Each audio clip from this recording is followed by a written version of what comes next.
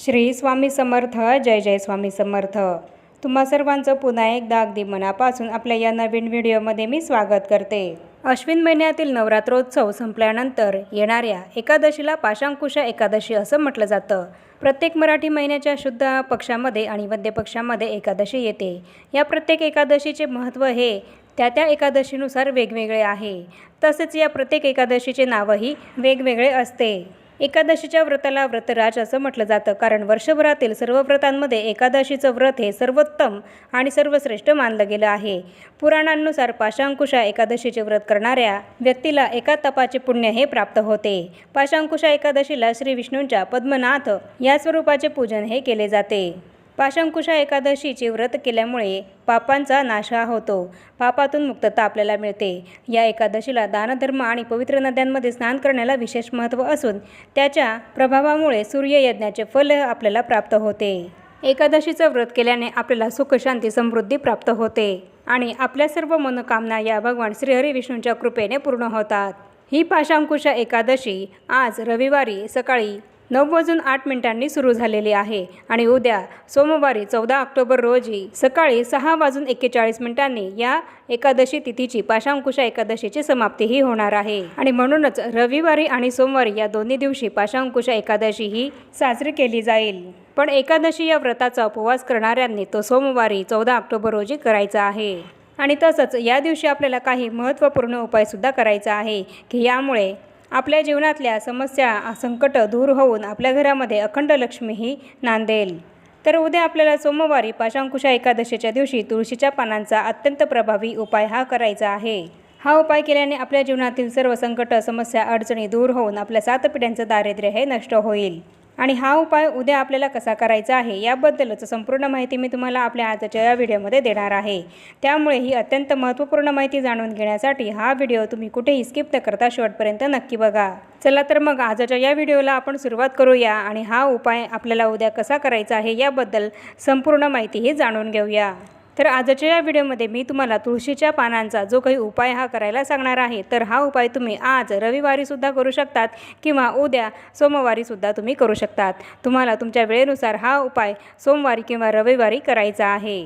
तुम्हाला जर तुमच्या जीवनामध्ये सतत आर्थिक चणचण ही भासत असेल, आर्थिक समस्यांना तुम्हाला नेहमी सामोरं जावं लागत असेल किंवा जर तुमच्यावर खूप कर्ज झालेलं असेल आणि ते कर्ज फेडण्यासाठी तुम्हाला कुठलाच मार्ग हा दिसत नसेल, खूप प्रयत्न करूनसुद्धा जर तुमचं कर्ज हे काही फिटत नसेल, कमी होत नसेल आणि तसंच आलेला पैसा हा तुमच्या हातामध्ये टिकत नसेल, कोणत्या ना कोणत्या कारणाने अनठाई पैसा खर्च होत असेल आणि खूप कष्ट मेहनत घेऊनसुद्धा तुम्हाला तुमच्या मनाप्रमाणे मोबदला पैसा हा काही मिळत नसेल, तर यासारख्या आर्थिक समस्या या दूर होण्यासाठी तुम्हाला हा उपाय करायचा आहे. आणि हा उपाय करण्यासाठी आपल्याला एक तुळशीचं पान हे लागणार आहे. पण एकादशीच्या तिथीला तुळशी मातेचं सुद्धा व्रत असतं, त्यामुळे तुळशी मातेला जलसुद्धा अर्पण केलं जात नाही आणि तुळशी मातेची पानंसुद्धाही तोडली जात नाही.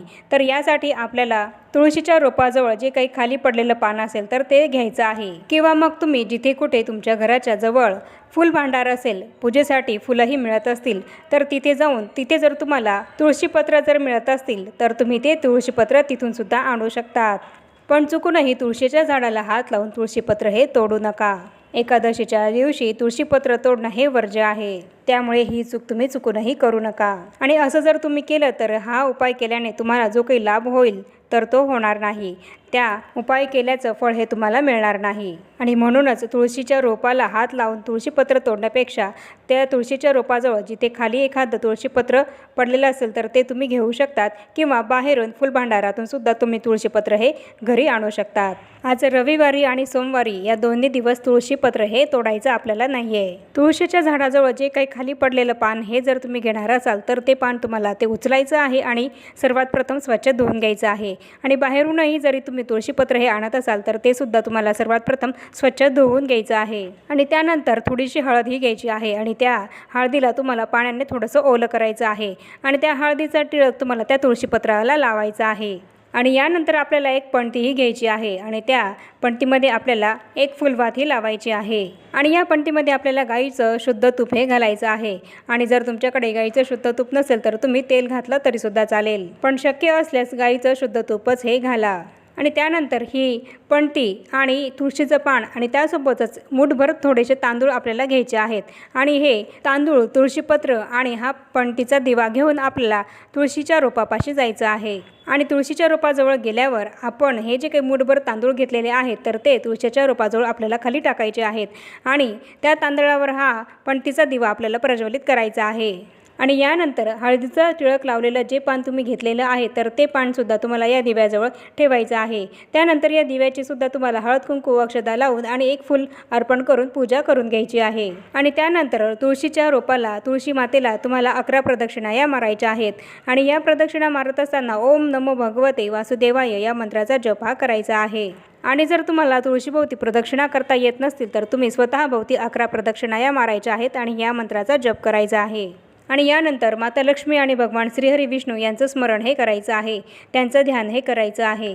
आणि तुमच्या घरामध्ये ज्या काही आर्थिक अडचणी आहेत, आर्थिक समस्या तुम्हाला ज्या काही भेडसावत आहेत, पैशांसंबंधित ज्या काही समस्या तुम्हाला या आहेत तर त्या सर्व समस्या दूर होण्यासाठी हात जोडून माता लक्ष्मी आणि भगवान श्रीहरी विष्णू यांना पूर्ण मनोभावे प्रार्थना करायची आहे।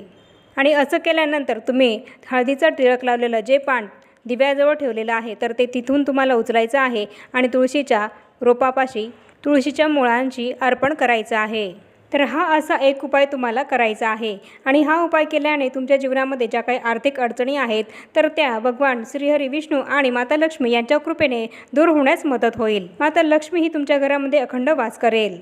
तर असा हा एक अत्यंत प्रभावी उपाय तुम्हाला उद्या किंवा आज हा करायचा आहे।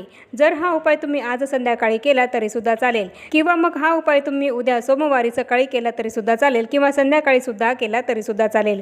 तुम्हाला ज्याप्रमाणे वेळ मिळत असेल त्याप्रमाणे तुम्ही हा उपाय सकाळी किंवा संध्याकाळी करू शकतात किंवा आजही संध्याकाळी करू शकतात। आणि त्याचप्रमाणे आपल्या घराची आर्थिक परिस्थिती ही सुधारण्यासाठी अजून एक अत्यंत प्रभावी उपाय मी तुम्हाला सांगत आहे। तर हा उपाय करण्यासाठी आपल्या घराची उत्तर पूर्व दिशा म्हणजेच ईशान्य दिशा जी आहे तर त्या ईशान्य दिशेचा कोपरा हा आपल्याला स्वच्छ करून घ्यायचा आहे। ईशान्य कोपऱ्याची आपल्याला या दिवशी साफसफाई करायची आहे, स्वच्छता करायची आहे। ईशान्य दिशा ही देवतांची दिशा मानली जाते आणि म्हणूनच हा कोपरा आपल्याला स्वच्छ करायचा आहे। आणि या कोपऱ्यामध्ये आपल्याला एक शुद्ध गाईच्या तुपाचा दिवा हा प्रज्वलित करायचा आहे। आणि जर तुमच्याकडे गाईचं शुद्ध तूप नसेल तर तुम्ही तेलही वापरू शकतात।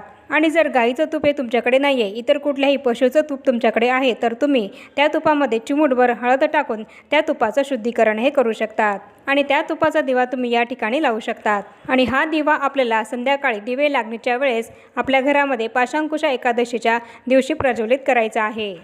मग हा दिवा तुम्ही आज रविवारी किंवा उद्या सोमवारी संध्याकाळी प्रज्वलित केला तरी सुद्धा चालेल। असं म्हटलं जाते की ईशान्य दिशेला एकादशीच्या तिथीला आपण हा दिवा जेव्हा प्रज्वलित करतो आणि या दिव्याची वात ही सुद्धा आपण ईशान्य दिशेला करतो तेव्हा हा दिवा माता लक्ष्मीला आपल्या घराकडे आकर्षित हा करत असतो आणि माता लक्ष्मीला प्रसन्न हा करत असतो।